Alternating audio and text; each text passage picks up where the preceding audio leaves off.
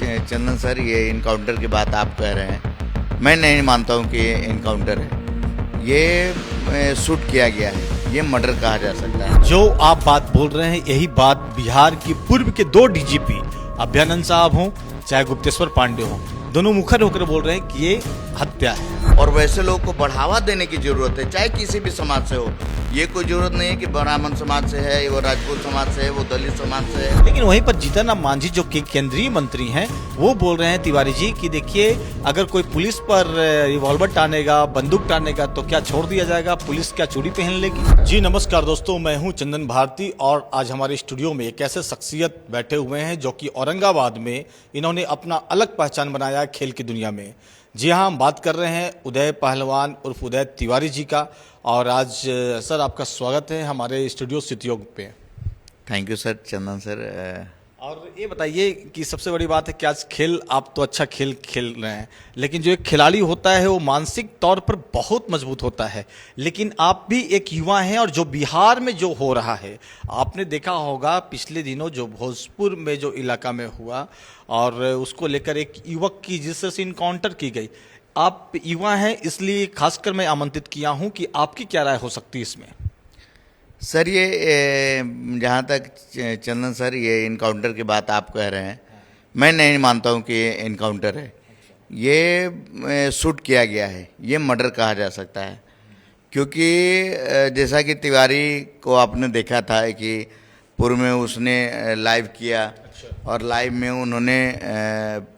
उन्होंने अपना पिस्टल को एकदम सरेंडर बोल दिया, पिस्टल को फेंक दिया उन्होंने, आत्मसमर्पण उन्होंने किया है। और उसके बाद आप उनके ऊपर गोली चला देते हैं तो ये कहीं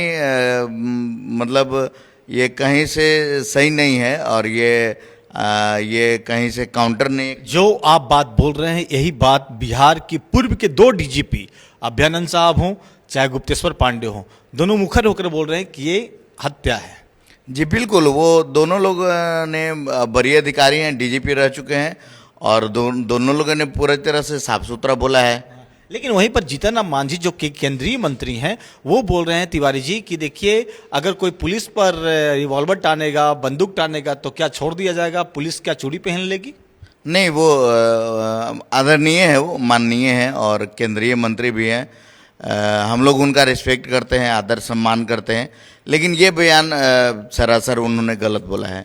ये उनको नहीं बोलना चाहिए था, क्योंकि वो तिवारी जो था वो पूरी तरह से वो दलितों का और जो पीड़ित थे, ग्रसित थे, जो कमज़ोर वर्ग के थे और जो फाइनेंशियली जो कमज़ोर थे, चाहे वो बाढ़ के रूप में वो पीड़ित हुए, और उनका आवाज़ उठाना, वो कहीं से तिवारी को सिपाही कानून क्रांति की बात करते थे वो। जी बिल्कुल, वो काफ़ी बेहतर कार्य को कर रहे थे और लगातार ही बेहतर करते। पूर्व में उनका कार्यकाल को देखा जाए तो ताकि उनका कार्यकाल बहुत ही बेहतर रहा है। सब कुछ मान लिया जाए उदय तिवारी जी, लेकिन एक बात तो यहाँ पर होता है ना कि जब उसके घर में शुरुआती दौर में पुलिस गई थी तो पुलिस वाले पर ही उन्होंने बंदूक तान दिया था। जी हाँ, मैंने भी देखा है उसको और सभी लोगों ने देखा है कि उन्होंने रिवॉल्वर ताना है, बट वो उस तरह का मानसिकता उनका नहीं था। मतलब गोली चलाना, चाहे किसी तरह का किसी को आहत पहुंचाना, चाहे पुलिस प्रशासन की बात हो, चाहे अन्य लोगों की बात हो, उनका कोई आहत करना किसी को, उनके मन में किसी तरह का कल छपट नहीं था। बहुत साफ सुथरा दिल के। इस चीज़ को मानते हैं कि नहीं मानते कि भ्रष्टाचार चरम पर है। अगर वो उनका, हमने बहुत सारे वीडियो को देखा है तो वो लगातार जिस तरह से भ्रष्ट आज की डेट में अफसर बैठे हुए हैं, घुसखोर बैठे हुए हैं, उस पर वो आज आवाज़ उठाते आए हुए हैं। क्या उसी की तो वानगी नहीं देखने को मिल रही है तिवारी जी में? साहब, ये सभी भ्रष्ट नहीं हैं। जैसे आलू एक गल जाता है तो सभी आलू धीरे धीरे गलना शुरू हो जाता है। इस चलते एक आलू को निकाल करके हम लोग फेंक देते हैं। तो ऐसा कार्य प्रशासन करे, बिहार सरकार करे, आदरणीय सम्राट चौधरी जी वो कार्य को करें। क्योंकि गोली तो कोई एक ही मारा होगा या किसी के आदेश पर मारे, चाहे कि किसी के दबाव में मारे, गोली एक ही दो कोई मारे होंगे और उसका खामियाजा पूरे सिस्टम को भुगतना पड़ रहा है। और वो दरिंदा है जिन्होंने कि उनके नाभि के नीचे गाड़ी में हाइड्रोसिल पे गोली अमूमन मारी। आप खिलाड़ी हैं और आपको मालूम होगा जरूर होगा कि जो इनकाउंटर होता है वो कहाँ तक सही है, मतलब पैर के नीचे तक किया जाता है, लेकिन पैर के ऊपर में इनकाउंटर किया गया। ये एनकाउंटर जैसे अगला हमें मारता है तो अपनी सुरक्षा में बचाव के लिए एनकाउंटर किया जाता है, वो भी पैर में मारते हैं, पैर में मारा जाता है। ये ना कि आप पेट में मार दें, वैसा जगह पे मार दे, यहाँ पे मार दे भिड़ा करके कि उनका देहांत हो जाए। आप एक युवा हैं और आप क्या मांग करना चाहेंगे? चूंकि देखिए जो तिवारी जी थे युवाओं की बात कर रहे थे, दलितों की आवाज उठा रहे थे, ओबीसी की बात कर रहे थे, लेकिन इस चीज को आप कैसे देखते हैं? जातीय समीकरण से देखते हैं जो दो धड़ बट चुके हैं। एक धड़ तो कर रहा है कि सही हुआ, एक धड़ कर रहा है कि नहीं नहीं गलत इनकाउंटर नहीं है, हत्या है। लेकिन सही तरीके से अगर एक युवा के नाते आप क्या सोचते हैं? वो बिल्कुल नहीं अपने लिए उन्होंने किया था, नहीं परिवार के लिए उन्होंने किया था। और ये किसी तरह का किसी भी समाज में अगर इस तरह का व्यक्तित्व पैदा अगर लेता है, ये भगत सिंह का नाम लोग दे रहे हैं, चंद्रशेखर आज़ादी का नाम दे रहे हैं, इनको शहीद का नाम दे रहे हैं।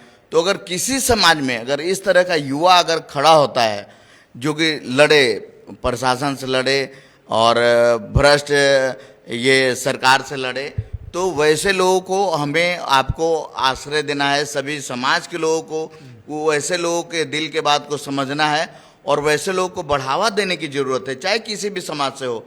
ये कोई ज़रूरत नहीं है कि ब्राह्मण समाज से है, वो राजपूत समाज से है, वो दलित समाज से है, चाहे वो जो भ्रष्ट के खिलाफ आवाज उठाए उसको साथ देना चाहिए। जी बिल्कुल।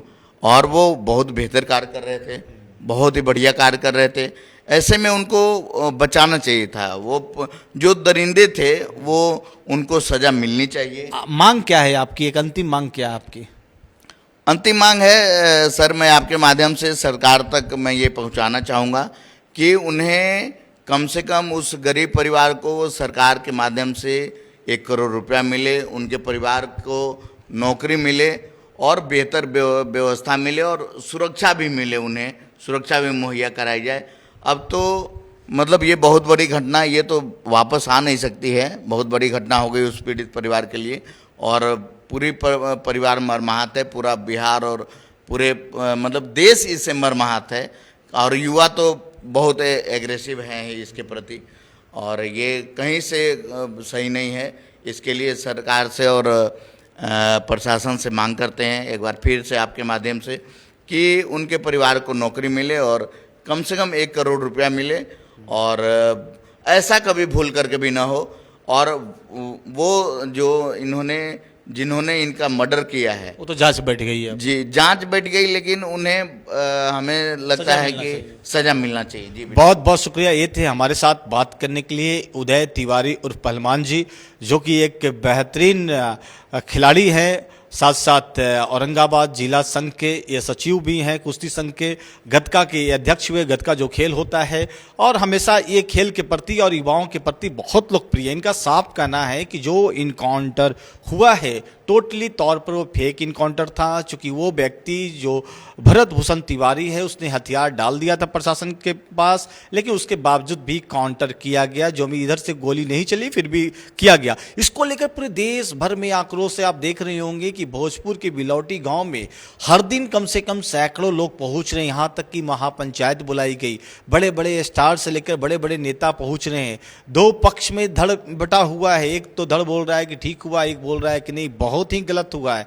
अब देखिए, देखने वाली बात होगी, सम्राट सरकार जो बिहार के सीएम हैं उन्होंने त्वरित कार्रवाई करते हुए जांच कमेटी बैठा दी है और हाई कोर्ट के पूर्व जज को इस कमेटी का अध्यक्ष बनाया है, उनके नेतृत्व में जांच चल रही है। अब देखने वाली बात होगी कि क्या भरत भूषण तिवारी के परिवार को न्याय मिलता है या आगे क्या होता है, सारी खबर पर नजर बनी रहेगी। बहरहाल युवाओं की बात थी तो औरंगाबाद से युवा खिलाड़ी समझ सकते हैं कि इन्होंने अपनी स्तर से अपनी बात को रखा है। अब आपकी क्या प्रतिक्रिया है जरूर बताएंगे।